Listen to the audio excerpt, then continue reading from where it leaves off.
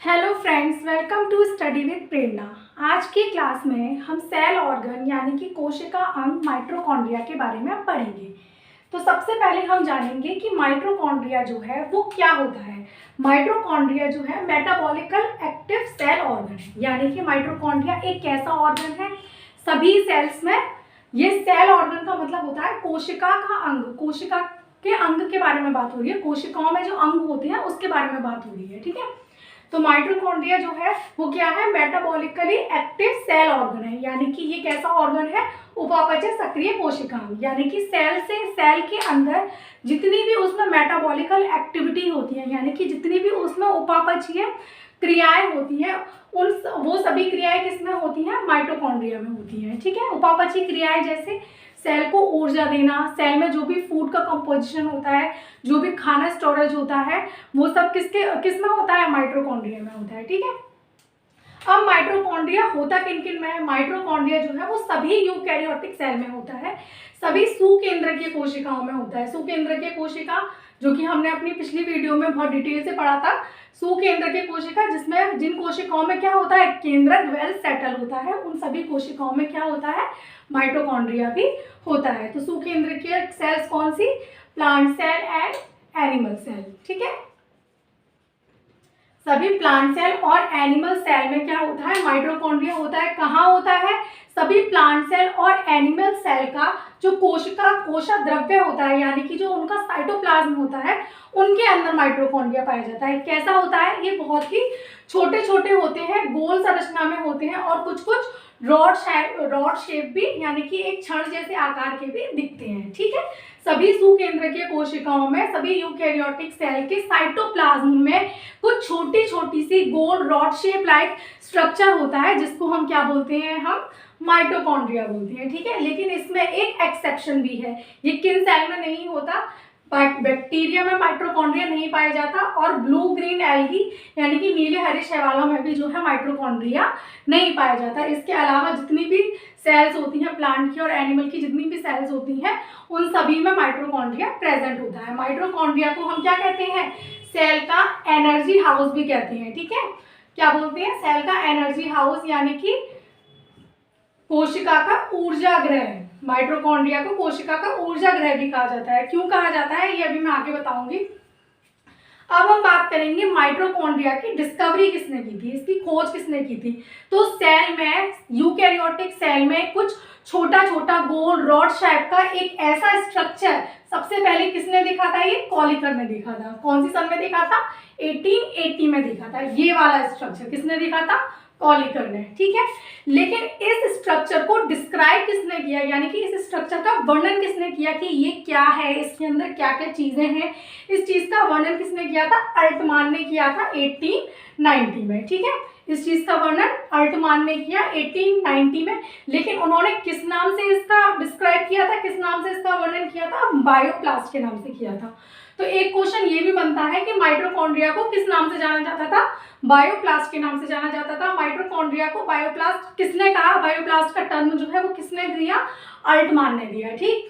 फिर जो है मेन जो इसका नाम था माइटोकॉन्ड्रिया, वो किसने टर्म दिया, वो बेंडा ने दिया 1897 में, ठीक है। यानी कि 7 साल बाद बेंडा ने इसको एग्जैक्ट टर्म दिया माइटोकॉन्ड्रिया, जिसके नाम से हम उसको अभी तक जानते हैं। तो खोज किसने की, माइटोकॉन्ड्रिया की खोज का श्रेय किसको जाता है, कॉलिकर को।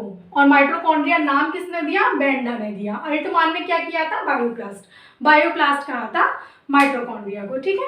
माइटोकॉन्ड्रिया का वर्णन भी किसने किया, वो भी किसने किया, अल्टमान ने किया। ये सभी प्रीवियस एग्जाम्स में आए हुए क्वेश्चन है जो मैंने 1 पॉइंट में डिस्क्राइब किए हुए हैं, ठीक है। माइटोकॉन्ड्रिया का साइज कितना होता है, 5 मिली माइक्रोन, ठीक है। यानी कि सेल्स के अंदर होता है तो ऑब्वियसली बात है छोटा सा ही होगा। अब हम बात करेंगे इसके स्ट्रक्चर की। तो इसमें जो बाहर वाला जो ये लेयर है वो क्या है, इसमें आउटर चैम्बर है, मतलब ये वाली लेयर नहीं, ये जो इसकी जो लेयर है वो क्या है, आउटर चैम्बर है इसका, यानी कि बाह्य कक्ष है। और इसके जो अंदर का जो प्लेस है वो क्या है, इनर चैम्बर है, ठीक। अब आप देख रहे हैं इसमें ये कुछ इस टाइप का भी स्ट्रक्चर दिखाई दे रहा है, फिंगर शेप स्ट्रक्चर इसमें दिखाई दे रहा है। ये जो फिंगर शेप इसमें जो स्ट्रक्चर है, जिस पर ये छोटे छोटे से कण लगे हुए हैं, ये इनको हम क्या बोलते हैं, ये जो फिंगर शेप्ड स्ट्रक्चर है, उंगली नुमा जो शेप है, उसको हम क्रिस्टी बोलते हैं। क्या बोलते हैं, क्रिस्टी। ठीक है, मैं यहाँ साइड में लिख देती हूँ।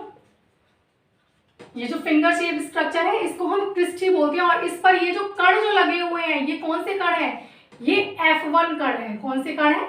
F1 कण, जो किसका काम करते हैं? ऑक्सीसोम्स का काम करते हैं। यानी कि जो सेल को ऊर्जा का काम यही वाले कण करते हैं, F1 कण, जिसको हम ऑक्सीसोम्स भी कहते हैं। ठीक है, इसमें क्या है? माइटोकॉन्ड्रिया के अंदर और क्या प्रेजेंट है? डीएनए प्रेजेंट है। और ये जो छोटे छोटे से पड़े हुए हैं ये क्या है? राइबोसोम भी है। जो बीच का ये जो स्पेस है इसको हम इंटर स्पेस कहते हैं, अंतःअवकाश कहते हैं। ठीक है, ये पूरा स्ट्रक्चर किसने डिस्क्राइब किया था?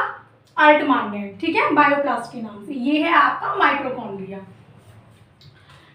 ठीक, अब जो इसका इनर चैम्बर होता है, यानी कि ये जो बीच का जो स्पेस है इसका, इसके अंदर एक लिक्विड भरा हुआ रहता है। ठीक है, वो कैसा लिक्विड होता है?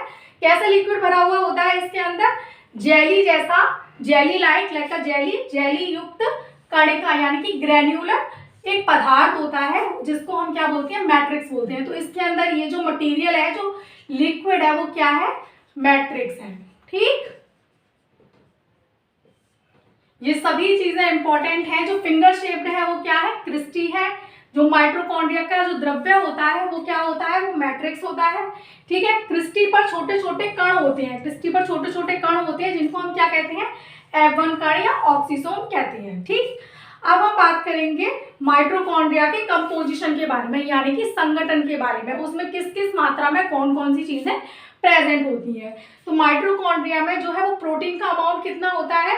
65 से 70%। ठीक है, फॉस्फोलिपिड कितना होता है? 25%। ठीक, आरएनए कितना होता है? 0.5%। और कुछ बहुत ही कम मात्रा में क्या होता है? इसमें डीएनए भी प्रेजेंट होता है। ओके फ्रेंड्स, तो क्या है माइटोकॉन्ड्रिया? होता क्या है? ये एक मेटाबॉलिकल एक्टिव सेल ऑर्गन है, यानी कि उपापचय सक्रिय कोशिकांग है। इसमें सेल की सभी उपापचय क्रियाएं होती हैं। सेल की सारी मेटाबॉलिक एक्टिविटी किसमें होती है? माइटोकॉन्ड्रिया में होती है। ठीक है, सेल का एनर्जी हाउस, ऊर्जा गृह किसको कहा जाता है? माइटोकॉन्ड्रिया को कहा जाता है। भाई मेटाबॉलिक एक्टिविटी होती है तभी तो वो सेल को ऊर्जा देने का काम करता है, इसीलिए उसको ऊर्जा गृह कहते हैं। होती कहाँ है माइटोकॉन्ड्रिया? होता कहाँ है? सभी यूकैरियोटिक सेल्स में होता है, यानी कि प्लांट सेल और एनिमल सेल में होता है, केवल बैक्टीरिया को और ब्लू ग्रीन एल्गी, नीले हरे शैवालों को छोड़कर। माइटोकॉन्ड्रिया की खोज किसने की? कॉलिकर ने की 1880 में की। डिस्क्राइब किसने किया? बायोप्लास्ट ने किया। कब किया? 1890 में। ठीक है, और माइटोकॉन्ड्रिया का जो टर्म था वो किसने दिया? बेंडा ने दिया 1897 में। स्ट्रक्चर ध्यान से देख लीजिए। फिंगर शेप स्ट्रक्चर क्रिस्टी। इंटरनल जो इसमें जो लिक्विड है, जो मटेरियल है, वो क्या है? मैट्रिक्स है। मेन इसमें क्रिस्टी और मैट्रिक्स, ये दो वर्ड ही ज्यादा इंपॉर्टेंट है। और जो फिंगर शेप स्ट्रक्चर पे ये कौन से कण लगे हुए हैं? F1 कण है, या ऑक्सीसोम भी इसको हम बोल सकते हैं।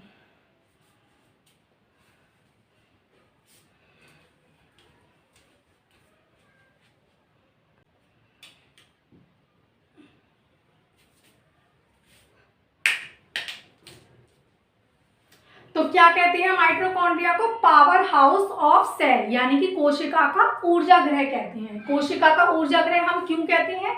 क्योंकि इसमें सभी खाद्य पदार्थों का क्या होता है? ऑक्सीकरण होता है। जो भी फूड मटेरियल्स होते हैं उनका ऑक्सीडेशन होता है माइटोकॉन्ड्रिया में, इसीलिए उसको पावर हाउस ऑफ सेल कहते हैं। और जब ऑक्सीडेशन होता है तो ऑक्सीडेशन होने से क्या होता है? एनर्जी उत्पन्न होती है। ऑक्सीडेशन होता है तो उससे क्या होता है? एनर्जी इंक्रीज होती है। ठीक, और जो एनर्जी होती है, जो ऊर्जा होती है, वो किस फॉर्म में होती है? वो एटीपी की फॉर्म में होती है, यानी कि एडिनोसिन ट्राइफॉस्फेट की फॉर्म में होती है। एटीपी की फुल फॉर्म जरूर याद रखिएगा, एडिनोसिन ट्राइफॉस्फेट। ठीक है, ऑक्सीडेशन जब होता है तो ऑक्सीडेशन में क्या क्या चीजें बनती है? कार्बन डाइऑक्साइड और वाटर बनता है। ठीक है फ्रेंड्स, तो आज हमने डिटेल से माइटोकॉन्ड्रिया के बारे में पढ़ा। अगर आपको ये वीडियो हेल्पफुल लगी हो तो सब्सक्राइब कीजिएगा। पीछे भी ऐसी कई वीडियो बनाई हुई है सेल ऑर्गन्स के बारे में, उनको भी जरूर देखिएगा। और आगे भी ऐसी कई वीडियोस आएंगी। So stay with study with Prerna. Thank you.